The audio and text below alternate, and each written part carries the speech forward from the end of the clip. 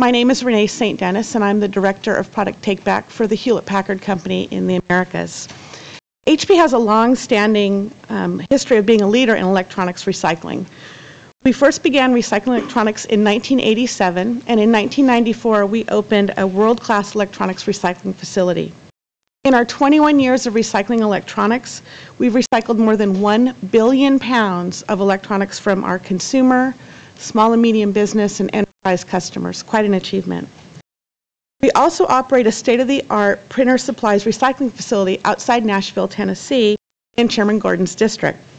All of the material that is recycled in all of our and our partners' U.S. operations are managed in an environmentally sound manner. No waste is exported for disposal overseas, and no electronic materials are sent to landfill. In addition to implementing programs on the ground and testifying before Congress, we have played a leading role in the policy development and debate about the end-of-life electronics in many states, and indeed around the world. Based on our considerable experience, we believe that appropriate legislation can create efficient, flexible recycling systems that optimize the environmental impact, resource utilization, and economic benefits of electronics recycling. We look forward to continuing to work with the Congress on such legislation.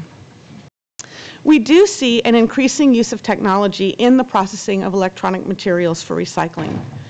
Materials destined for recycling are first sent to a process where any materials requiring special handling, such as batteries or CRT glass, are removed and segregated for processing and treatment. At that point, large pieces of metals or plastics may also be isolated and segregated for recycling. The residual materials are sent through a series of size reduction and sorting steps. These steps include mechanical shredding and the use of high-tech material separation processes such as eddy currents, air tables, or magnetic separation. I'm pleased to report that HP's experience in designing and operating recycling facilities around the world have led us to incorporate much of our learning into new product design. For example, we have reduced the number and type of screws or fasteners used in new products, replaced paints and coatings on plastic parts with molded-in colors, and have successfully created a closed-loop recycling system for the plastics in our inkjet products.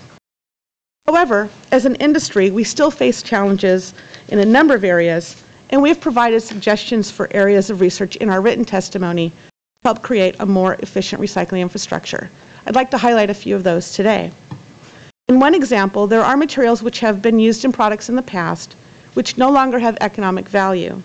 These include CRT glass and plastics with brominated flame retardants.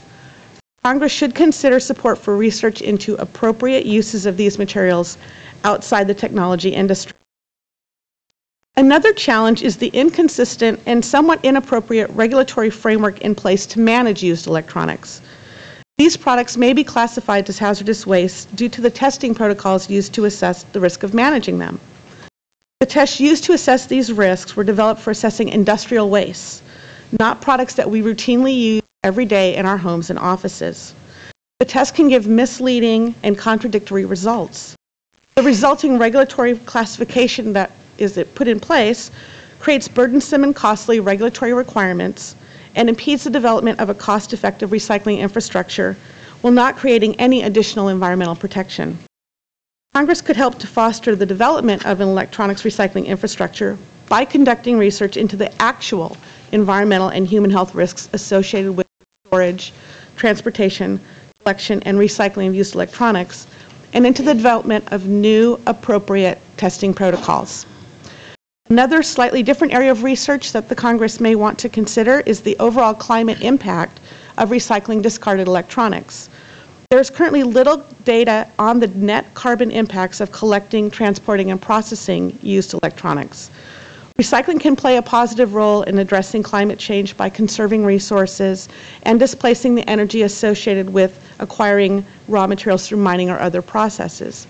However, the process of recycling used electronics will also generate emissions of gases and contribute to carbon change. In a future carbon-constrained world, all these impacts must be better understood. Thank you again for the opportunity to share our views. I'd be happy to answer any questions you might have.